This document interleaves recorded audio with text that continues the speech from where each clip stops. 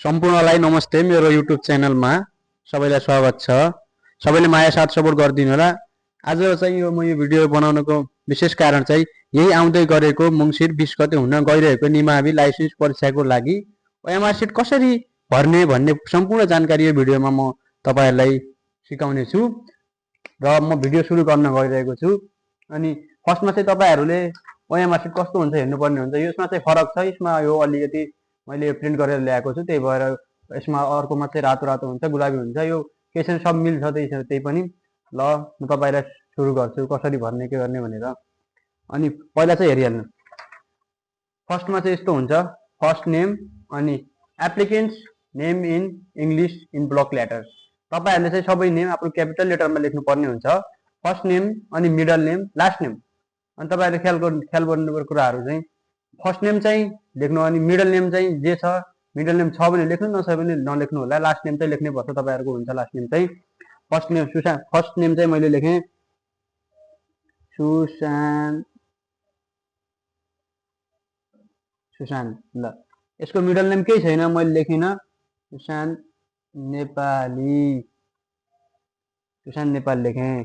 अनि चाहिँ अर्को कुराहरु चाहिँ हेर्नु तपाईहरुको। त्यसपछि रोल नम्बर, रोल नम्बर म एक्जाम्पलको लागि लेख्छु, एक्जाम्पलको लागि जस्तै 42021912343200 लेखेँ मैले। अब तपाईहरुले ख्याल गर्नुपर्ने कुराहरु, गोलो घेरामा मसी भर्ने प्रयोजनका लागि यसमा गोलो घेरा मात्र राम्रोसँग लगाउनु, नआत्तिनु पर्ने कुराहरु केही छैन। यसमा नआत्तेर लगाउनु होला। ध्यान विशेष गरी हेर्नु होला यता हैन। जस्तै म रोल नम्बर भर्न गइरहेको छु, जस्तै 4 नम्बर कहाँ छ त्यसको त 0 1 2 3 4, त्यसको तल छ, तलै हुन्छ, त्यो तलै लगाउनु होला। जस्तै 4 यसको तलमै छ, 4 मा मैले गोलो घेरा लगाएँ, गोलो घेरा लगाएँ। अनि 2 कहाँ छ, 0 1 2, ट्याक्क त्यसको तलै छ 2, जहाँ जहाँ छ त्यही तल त्यही लाइनमा भर्ने हो। अनि 0 कहाँ छ, 0 यसमै छ, जहाँ 0 छ त्यही, जस्तो जहाँ त्यो 0 छ त्यसको नलाउनु होला, जहाँ 0 छ त्यही तलको 0 मा लगाउनु होला। अनि 8 चाहिँ त्यही तलकै 8 मा लगाउनु होला, तल्लो तल भएको ठाउँमा चाहिँ लगाउनु होला। अनि यो 8 भयो। अनि 9 हजुर चाहिँ राम्रोसँग लगाउनु होला, मैले चाहिँ अलिकति मिस्टेक हुन्छ। अनि 1 कहाँ छ, 1, अनि 2,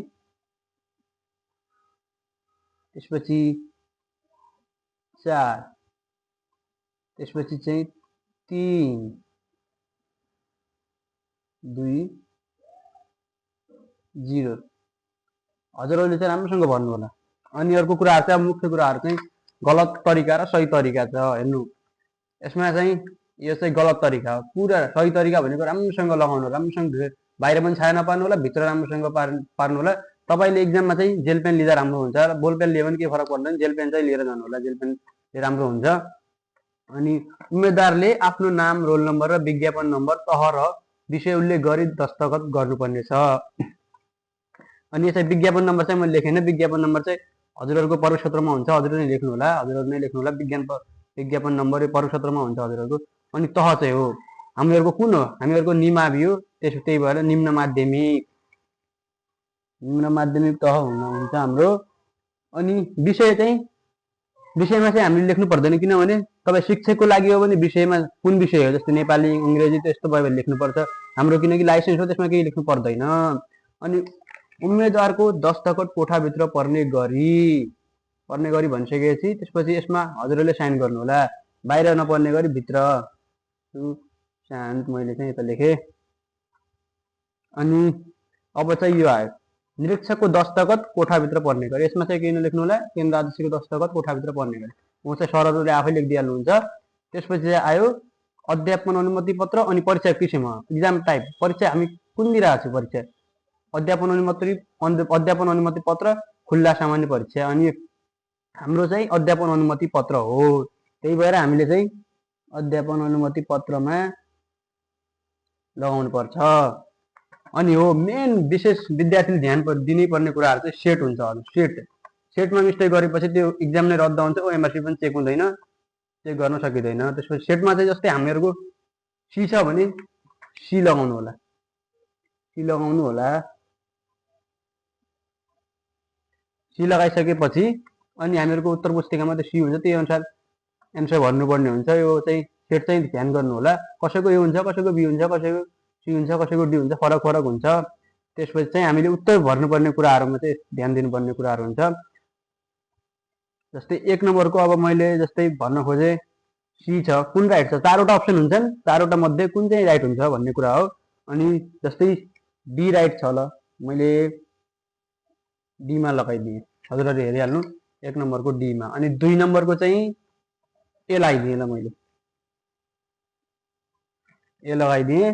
त्यसपछि चाहिँ 3 नम्बरको चाहिँ सी, ल सी। अनि त्यसपछि चाहिँ 4 नम्बरको चाहिँ सीलाई सी नै राइट छ, ल सी लगाइदिएँ। 5 को ए लगाइदिएँ। हजुरहरू कोठाभित्र पर्ने गरी राम्रोसँग गोला बनाउनु, यसमा केही आत्तिनु पर्ने छैन, राम्रोसँग लगाउनु। धेरै मिस्टेक हुन्छ, ओएमआरसी राम्रोसँग चेक हुँदैन, चेक हुन सक्दैन, त्यही भएर मेसिनले चेक गर्ने हो, त्यही भएर मिस्टेक हुन्छ, ध्यान गर्नु होला। हजुरहरू हेरिहाल्नु। त्यसपछि पनि केही कन्फ्युजन छ भने सोध्नु होला। अनि भिडियो मन परे भने लाइक, सेयर अनि सब्सक्राइब गरिदिनु होला। धन्यवाद। ल यति भइसकेपछि तपाईँहरूलाई हजुरहरूको यो 20 गते हुने परीक्षाको लागि हार्दिक शुभकामना गर्दछु। राम्रोसँग परीक्षा दिनु होला, नआत्तिएर दिनु होला, केही छैन समस्या। राम्रोसँग ओएमआर सिट भर्नु होला। यो आत्तिएपछि अलि मिस्टेक पनि हुनसक्छ।